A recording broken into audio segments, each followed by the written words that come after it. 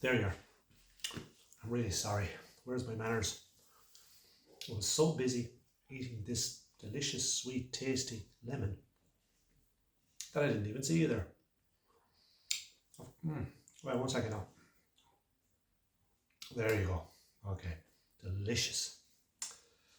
Of course, by now you realise that I'm just being sarcastic, that I'm just joking. A lemon is not sweet, delicious, and tasty. It's actually extremely bitter. What I noticed about the lemon is the more I ate of the lemon, the more bitter it became.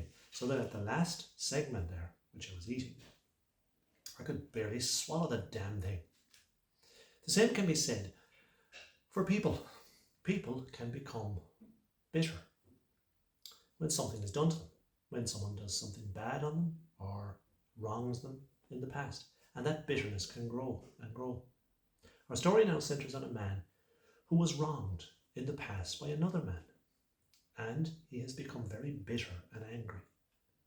And so, in his adult life, and late, in fact, in his adult life, he is now about to make a decision what he will do.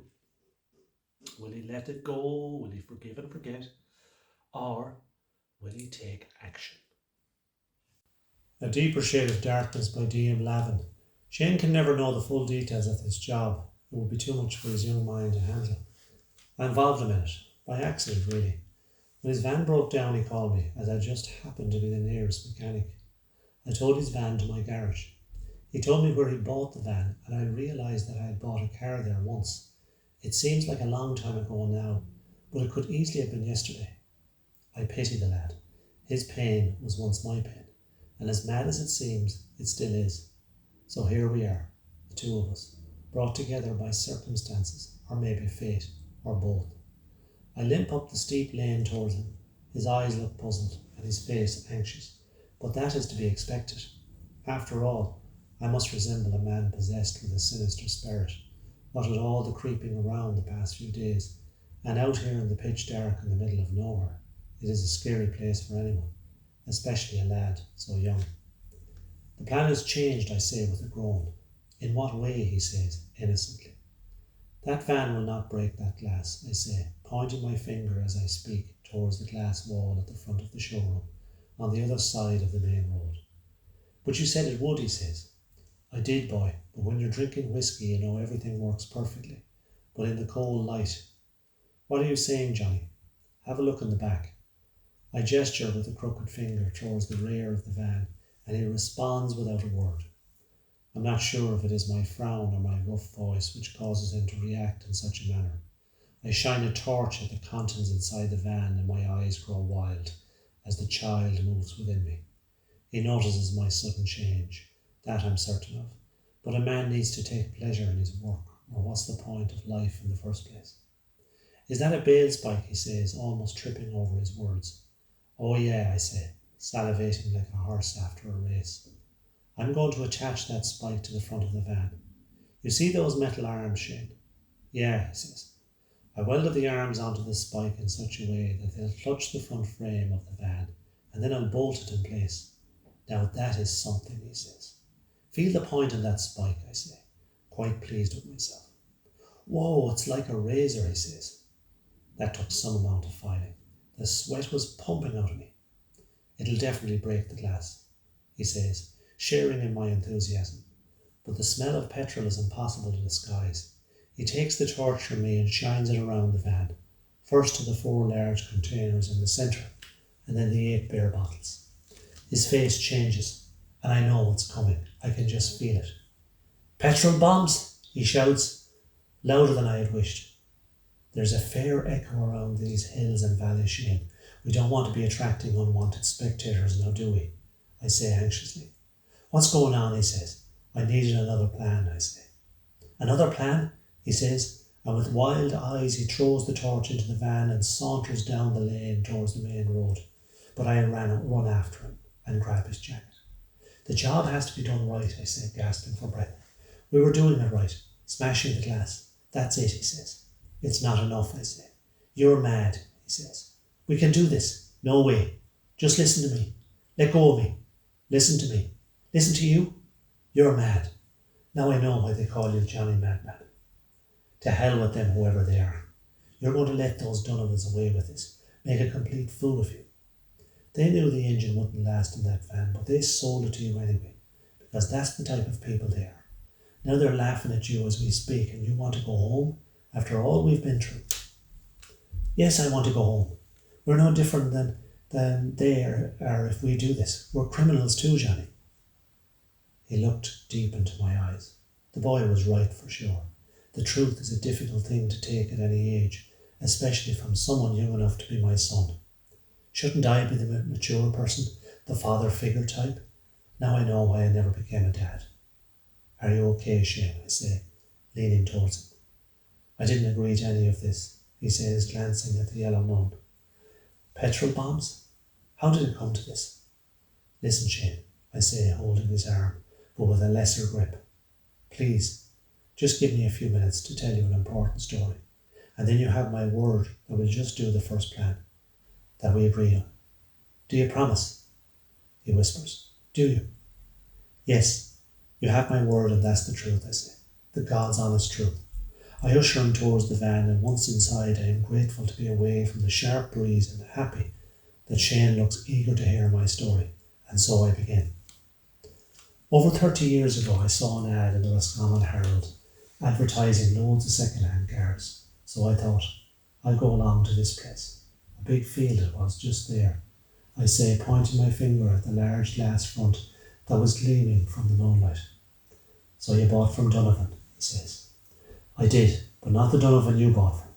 You bought from one of his sons, and he has 8 sons, all involved in the car business, and even furniture selling, and lots of other things where they can swindle and trick people. On that day he walked over to me all smiles and a big handshake, and talking to me as if he knew me all his life. I looked at several cars, Ford Escorts, a Volkswagen Jetta and a Golf, but it was a Toyota Carina, red in colour, that I fell in love with. You know the way you see a car and you say, I want that one. It was the newer model, more rounded because the older Carina was square. The rounded cars were getting popular. Better for speed, people used to say, and I thought that's a good looking car. Anyway, as soon as he even got a sniff that I liked the car, he was around me like a fly around a cow's shite. That's a great car, Johnny. The best car on the road. Like father, like son, says Shane. What? I say. His son said kind of the same thing to me. The best fan he ever came across, he said. That's how the cunts go on. But anyway, he kept talking and I kept asking questions, and before I knew it, I was driving the car. And the next thing I'm buying it.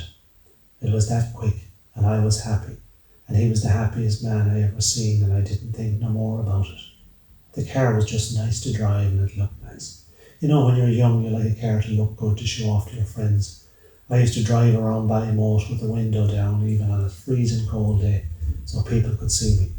Whenever I saw someone I knew, I blew the horn and cheered mad, and when they looked my way, I'd put down the boot and give it holly.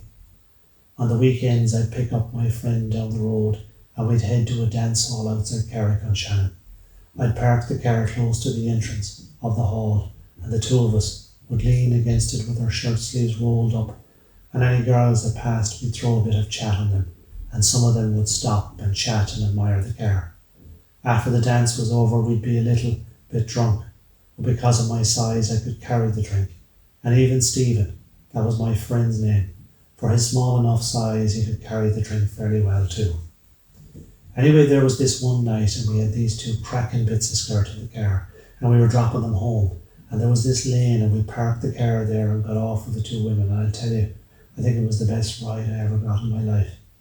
After dropping them home, we headed home ourselves, and we were in high spirits, talking about the women and the crack in the hall. I can tell you those 2 women sobered us up, so I was well with it, and I could handle the car well. We were driving out from Boyle, and the road had twists and turns in it, and I was driving fast enough, but not that fast. I was going around this bend, and the steering became kind of loose in my hand, and the last thing I remember is the car leaving the road all of a shot. The next thing I know, I'm awake in a hospital and hooked up to some machine, and my father is standing over me with a sort of sad but more angry look on his face. I'll never forget his look that day. My ribs hurt, and the doctor told me afterwards that I had 3 broken ribs, and my right leg was broken in several places, and I would have to get a metal plate fitted. I also got a piece of glass in my left eye, and I still have very poor sight in it to this day. I also get these headaches. You wouldn't wish on the devil himself. I want to tear it out of my head with a knife. I was lucky though, but Stephen wasn't. He was killed on the spot, and those bastards got away with it. When I said it to the guards about the steering coming loose in my hands, they said, "Now are you sure, Johnny, you did have a few pints? You could have lost control of the car." I swore to them that I heard this loud click and the steering wheel was loose and I wasn't turning the wheels anymore, which meant that that clicking sound was the steering wheel breaking away from the shaft or steering rod. It happened so fast, but I'm certain of what happened. That car was faulty and those cunts knew it was faulty, but they still sold it. They did this to me and they killed Stephen, my best friend, and things were never the same with his family and me again. And even my own father pointed the finger at me. Of course, over the years, those Donovan bastards are still selling shite cars, and even though people might have heard from someone that they're a bit dodgy, some people will still take a chance because they're cheap. I say, rubbing the tears from my eyes. "Ah, that's awful," cries Shane. "I'm not surprised you want to get the Donovans. I would. So will you help me, Shane? Is everything you told me the truth, Johnny?" "Oh, it is. Every word of my poor mother's life." "Are you sure it's the truth? It just seems so unbelievable." "It's the truth. I've nothing to gain by lying to you, Shane." "Okay, we'll do it." "You're a good lad, Shane," I say, placing my hand gently on his. I stare out the window and my eyes are transfixed on the wall of glass, and a strange smile appears on my battered features, but only briefly, and I turn to Shane. "The doctors can do nothing for my headache, except give me buckets of painkillers." "Well, the pain is not there now," I say thoughtfully. "Instead, I feel free." "Free? Being free is important," he says dejectedly. "You know, Johnny, I worry about tonight. What if the Donovans find out that we did this? They're dangerous criminals, you said it yourself." "They won't find out, Shane." "What about Sheila? She's innocent and I'm putting her life in danger." "I promise you, Shane, you'll go home to your wife tonight and all this will just be a memory. That I promise you." I patted him on the shoulder, trying to make the whole thing better, but deep down I knew it had gone too far. But it was too late now to go back. We set to work finishing what we started and attaching the bale spike to the front of the van with some bolts and a nut on each end. It's like being in the front line of a war, getting the missiles ready, biding our time to the launch, a mix of fear and excitement. I pour some petrol from the large containers around the interior of the van and remove the glass pane from the rear window. "Can I light the petrol bomb and throw it in the back window?" he says, with the excitement of a child, but I am shocked at his suggestion. No, boy, I'll do it," I say firmly. I press the lighted torch into his hand and close his fingers over the torch. I stare at him for a moment as his hands tremble. I'm not sure if it's the cold or the realization that his moment has finally come that has him so worked up. "Shane, do you understand everything?" I say, repeating it again and again, each time more calmly. "Yes," he says finally, and a renewed sense of purpose enters his body, like a half-dead corpse that underwent a blood transfusion. "Good," I say. "Now go and keep clear of this van, whatever you do. Oh, and remember, when that van smashes through that glass, don't even look. Don't waste any time. Just walk up this lane and over the hill. Don't stop till you're safely at home." "But you'll be with me," he says. "No. This is where we part company. This is where I separate you from this mess this night." He doesn't speak. He just looks confused, and then he walks a few steps and turns. "Johnny," he says, in a voice so soft I barely recognize it. "You're not mad. You're just different. We're both different." It's nice to hear that. Shane is a great lad who deserves the best of everything. I watch him as he walks to the end of the lane, and then I climb inside the van and wait for his signal. It's complete agony. Maybe there is another way of doing this after all. Surely there is another way. I deserve another chance. It's not too late. But it is late. That's the problem. Those bastards have to pay. Everyone has to pay for the evil they cause. If not in money, then another way. Oh God, Shane is waving the torch. That's my signal. I release the handbrake and the van moves slowly, and now it's picking up speed. I grab the detonator from under the seat as the van hurtles down the lane. Oh, it's so exciting. It's like being a child on Christmas morning. Too exciting. The wall is straight ahead. No, I roll down the window. You're free, I shout, at Shane, and he's almost frozen to the spot. The van crosses the main road at speed, and the sharp spike penetrates the smooth glass wall, smashing it to pieces. Onto the wooden floor of the showroom, the van rolls before yielding suddenly when the bale spike embeds itself in the smooth exterior of a brand new Mercedes. My mother. She died well before her time. Poor thing, poor thing, poor thing, poor thing. I hit the button. Oh shit. It's so beautiful up here. The white light. Oh, and now yellow and orange, with a hint of scarlet and crimson, red and violet, red and purple. The explosives work perfectly. I didn't feel a thing. I hear the sirens ring out. They won't rescue one item from that garage. Oh, another explosion. Is that the nice black Jaguar XK, Lavin? I can imagine how you'd love driving that baby. The truck is on the road. Shane is walking up the lane. Good lad. I'll miss you, boy. We bonded a lot these last few days. It's happening. I feel a pull. I'm separating from this earth, from this life. There's no way back. I'm happy, though, to know that Shane knows the truth, than live with a lie. I hope you enjoyed that story. Please subscribe to my channel, like and share. Have an absolutely amazing day. Oh, by the way, from listening to that story, you've realised, I'm sure, that it's better to forgive and forget instead of holding on to the anger.